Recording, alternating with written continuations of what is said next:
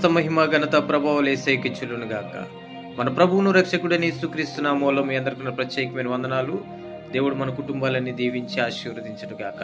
ప్రతిరోజు దేవుని సన్నిధిని అనుభవించడానికి దేవుడిచ్చిన మహాకృపను బట్టి దేవునికే స్తుతి స్తోత్రాలు చెల్లిస్తున్నాం. ప్రతిరోజు దేవుని సన్నిధిని అనుభవిస్తూ దేవుని సన్నిధిలో నుంచి ఒక వాక్యాన్ని నేర్చుకుంటూ మనం బలపడుతూ అనేక మందిని బలపరుస్తూ దేవుడు అనుగ్రహించిన మాటలు ధ్యానం చేసుకోవడానికి దేవుడిచ్చిన మహాకృపను బట్టి దేవాతి దేవునికే స్తుతి స్తోత్రాలు చెల్లిస్తున్నాం.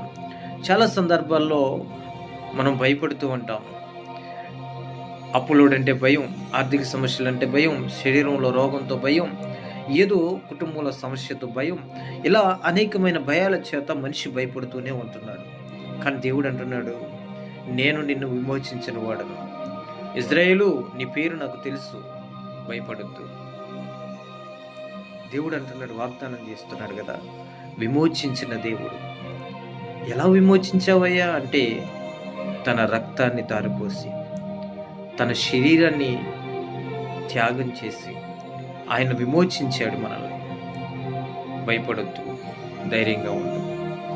ఏ సమస్యతో నువ్వు ఉన్నావో, ఏ బాధల్లో నువ్వు ఉన్నావో, ఏ వ్యాధితో నువ్వు ఉన్నావో, నీకు ధైర్యం ఇవ్వడానికి, ఆయన నిన్ను బలపరచడానికి, భయం నుంచి విడుదల దయచేయడానికి ఆయన విమోచించాడు మనల్ని. రక్తమిచ్చి కొన్నాడండి. ఆయన సొత్తైన ప్రజలు. చాలా సందర్భాల్లో ఒక మొబైల్ కొనుక్కుంటేనో, ఒక ఇల్లు కట్టుకుంటేనో, లేకపోతే ఏదైనా వస్తువు కొనుక్కుంటే ఏమంటామంటే, ఎదుటోళ్ళు ఎవరైనా పట్టుకుంటే అది నాది, నా సొత్తు అంటాం. నేను ఒక ప్రాంతంలో పరిచర్యకి వెళ్ళాను. ఆ ప్రాంతంలో ఒక పెరట్లో ఒక చెట్టుకి ఒక పాత సైకిల్ వేలాడగట్టి దానికి 3 తాళాలు వేసాడండి ఆయన. నన్ను ఉండబట్టలేక అడిగాను, అయ్యారు ఆ సైకిల్ ఏంటి, ఆ డొక్క సైకిల్ అక్కడ గట్టి దానికి 3 తాళాలు వేసానంటే, నన్నేమో అని అన్నాను కానీ ఆ సైకిల్ మాత్రం డొక్క సైకిల్ అని వద్దండి, అది 1974 సంవత్సరంలో 38 రూపాయలు పెట్టి కొన్నాను, అది నా సొత్తు అని. ఎప్పుడూ ఆ కొన్న సైకిల్ని అంత ఇదిగా చూస్తుంటే, ఆయన శరీరంతో ఆయన రక్తమిచ్చి కొని మనల్ని ఎంత స్థాయికి దేవుడు తీసుకొచ్చిన విధానాన్ని బట్టి ఎంత బాధ్యత ఉంటుందండి మన మీద దేవునికి.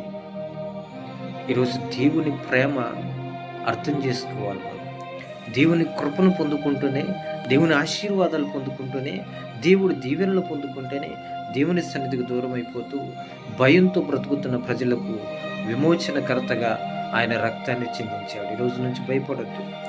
ఉబేదేదోము గృహం ఆశీర్వది